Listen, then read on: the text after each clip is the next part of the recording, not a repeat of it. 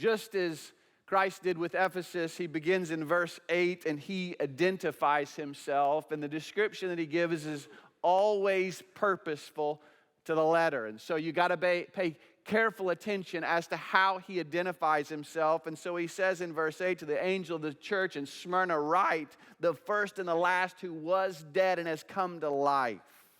He draws their attention to himself and he reminds them that I am the first and the last.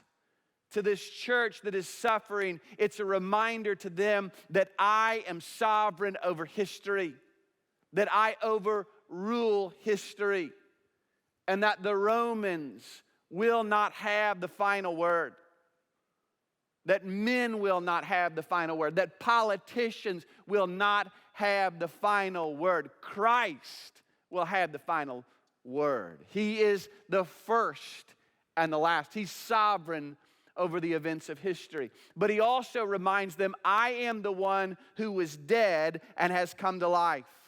He is saying to these suffering saints that I have dealt with the ultimate threat and I won.